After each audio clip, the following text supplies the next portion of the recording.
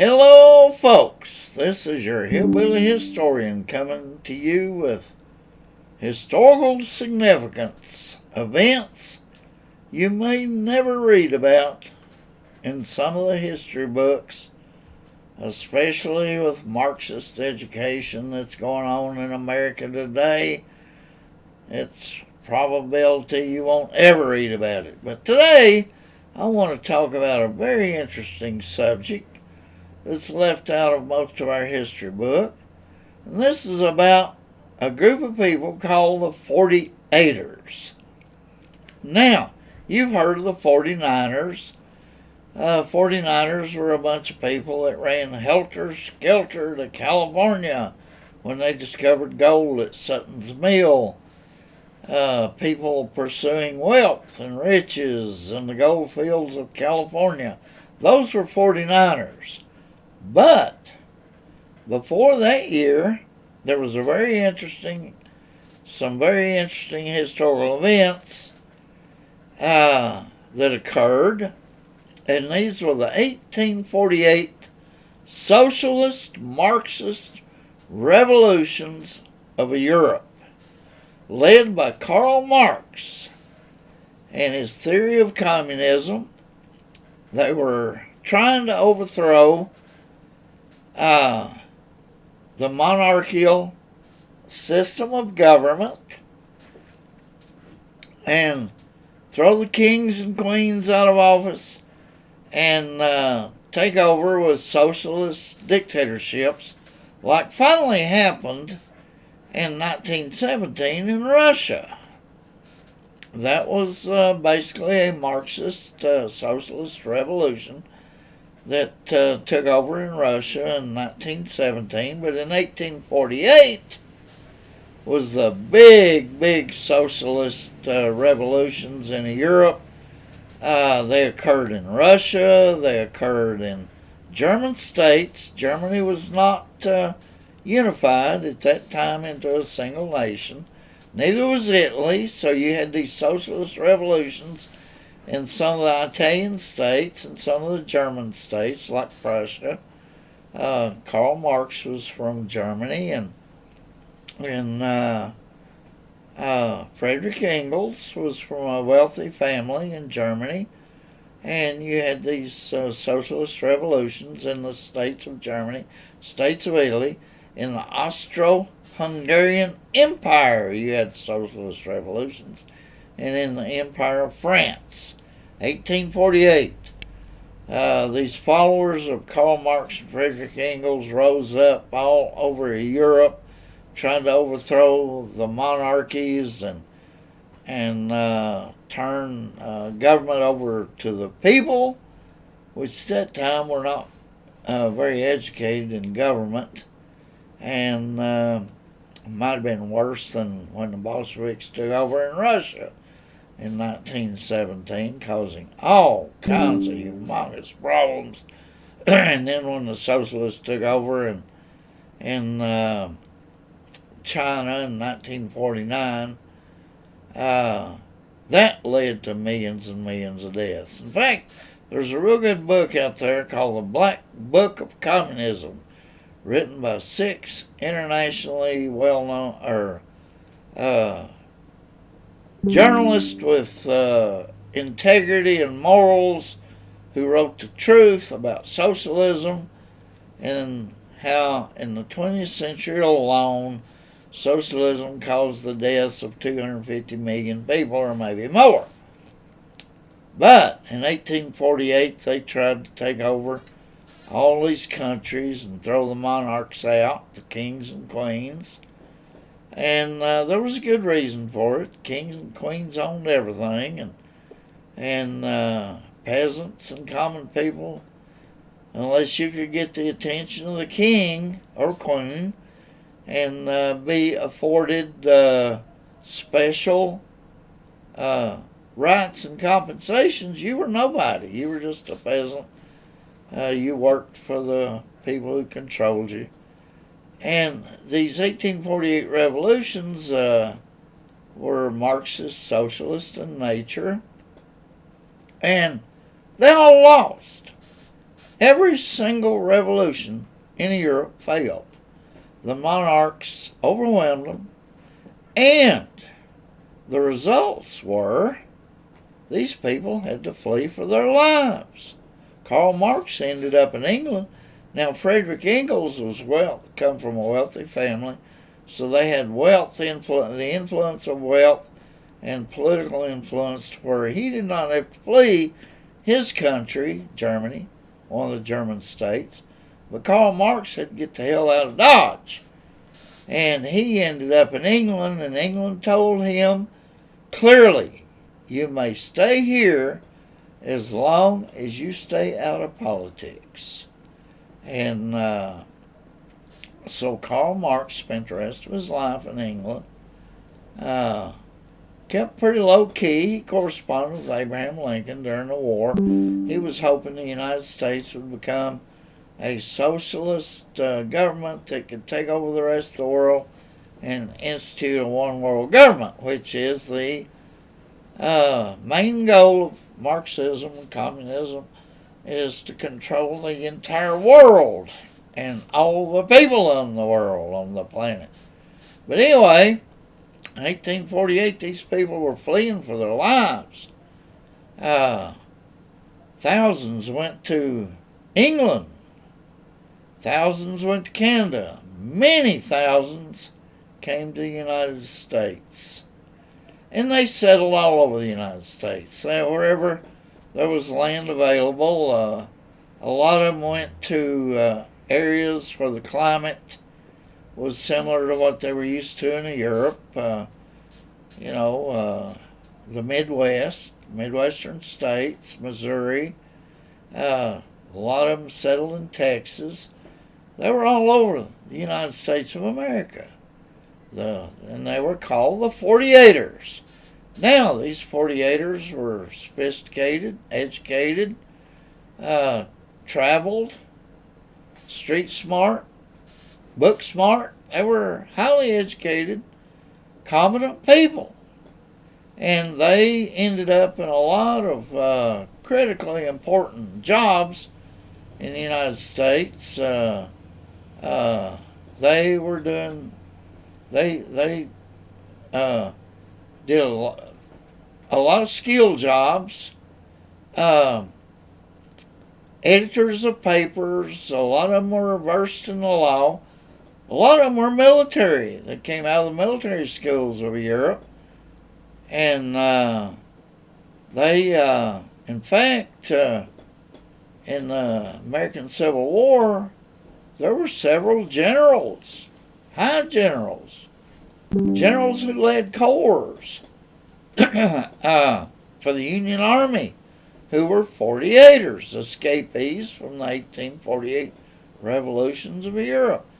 And they were editors of newspapers. They were very influential in their communities. They were influential in starting the Republican Party. So when they made the Republican Party red in recent years in this country, they were definitely giving them the correct color, because the Republican Party was, the beginning of that party was highly influenced by these escapees, these 48ers from Europe, the failures of the 1848 revolutions. And these 48ers helped start the Republican Party. In fact, John C. Fremont, the first Republican candidate, President of the United States, was married to a daughter of a senator from Missouri who was a devout socialist.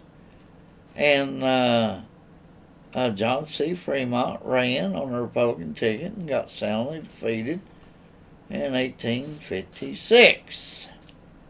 And then Republicans continued as a party and influenced by the 48ers.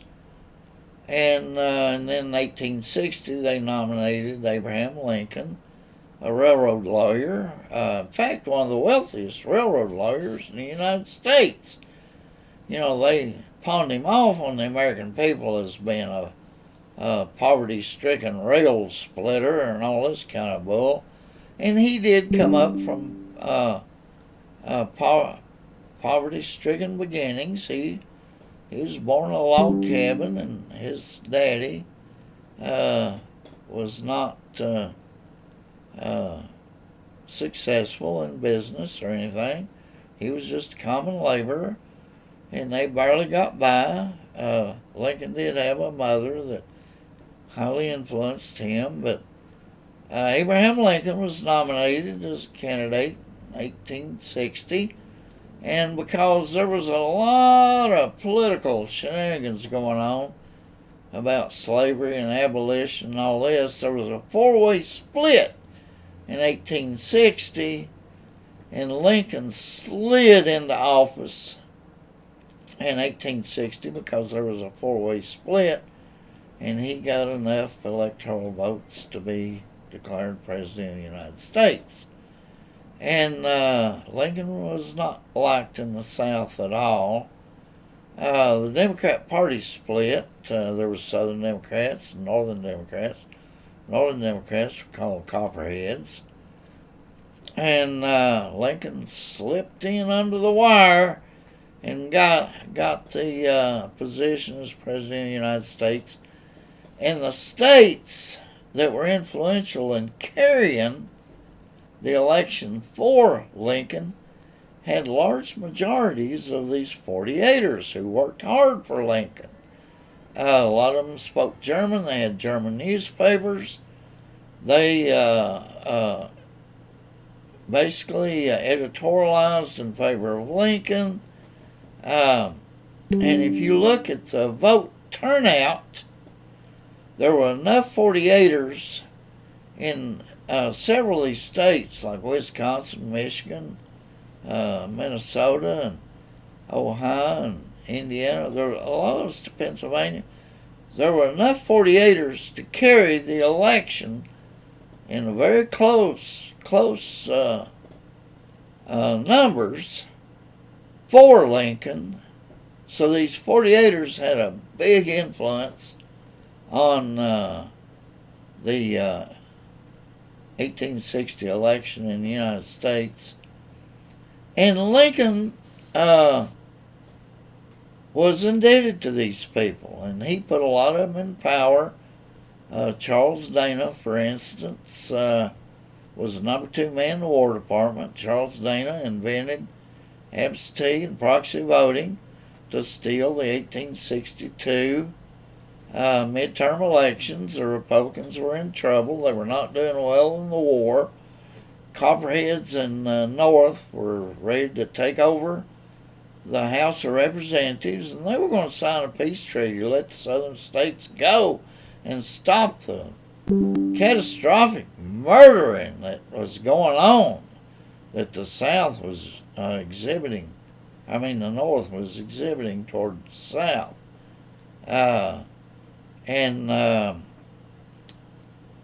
So Charles Dana invented absentee voting because they couldn't let the military go home and vote. And you have to remember now, in 1860, blacks couldn't vote, women could not vote. Only men could vote.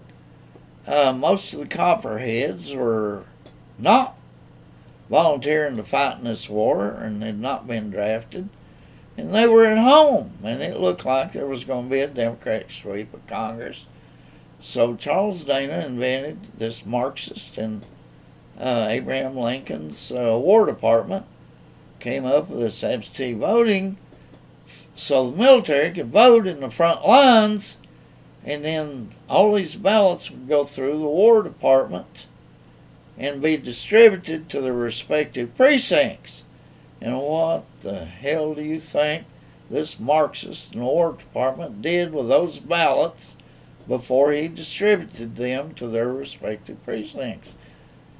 They doctored every ballot that went through that War Department so that the radical, pro-war Republicans could stay in office and continue this devastating war that cost the lives of well over 1 million Americans, military on both sides, plus a lot of Southern civilians.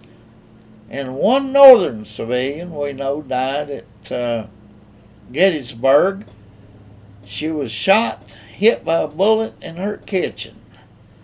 And they believe that was on the first day of the battle when the Yankees were retreating rapidly through Gettysburg. And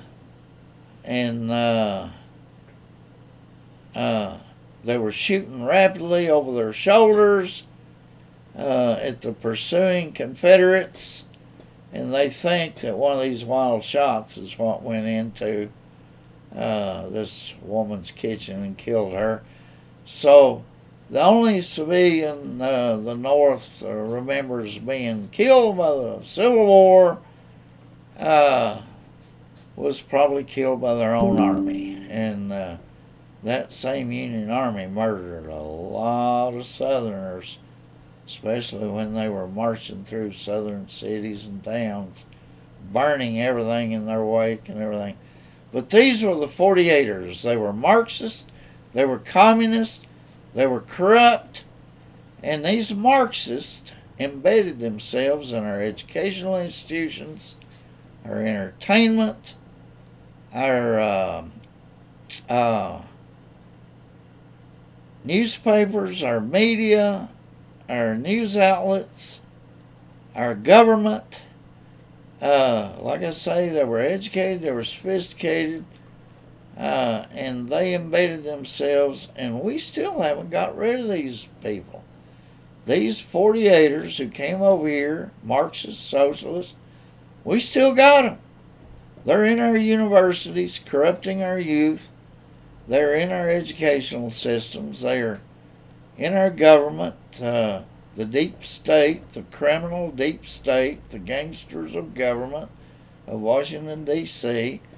These corrupt Marxists, they took over the Democrat Party in the year 2024, where they didn't even have primaries. They appointed their candidates for president and vice president. Neither one of them received a single vote in a single primary, did not participate in a single debate, and were appointed and cheered on. They weren't even voted on in the convention. They were appointed and cheered and allowed to speak, but there was not a single vote cast for either one of them. And they are the Democrat Party's candidates for president, vice president, and they're both deep-seated Marxist, communists. So this problem came to America in 1848, and it's been with us ever since. And it's growing. The Marxists, they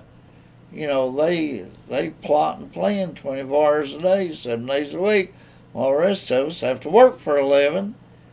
And they are skilled at taking over, and they have gradually been taking over this country, and right now they're on the verge of a stolen election of taking over the United States. But these people were called the 48ers, and that's how socialism and communism came to the United States and became a valid, invalid, corrupt political movement in this country. And now they've taken over the Democrat Party, and their corruption is deeply embedded. They constantly lie to the American people. They constantly steal from the American people. They constantly propagandize the American people, especially our youth. These 48ers were evil when they came over here. Maybe not as evil as they are now, but they are terrible people now. But they gave us things like absentee voting, which has always been corrupt, mail-in voting, which is very corrupt, provisional voting, which is corrupt, and these people, 48ers. Now, you have learned from the Appalachian historian from the hills of East Tennessee about the 48ers, the people called the 48ers, which you'll never read about in your high school and college. It wasn't in the history books when I was in college, and so there you go. You've been learned by the hillbilly historian about the corruption of the Marxist communist 48ers who came over here because they were fleeing for their lives and they found a safe haven here in the United States of America where we are always tolerant toward those who are intolerant toward us. It's like Kamala Harris said when she became vice president. We have your name, and I quote, we have your names and we are coming for you. Kamala Harris, vice president, said that. We are coming for you. So your property, your money, your life, your freedom are not safe under these modern day Marxist communists. They weren't nearly that dangerous in 1848, but they did help give us a war here in the United States that cost over 1 million lives of good American people. And, they will never apologize for that. But anyway, this is your hillbilly historian signing off.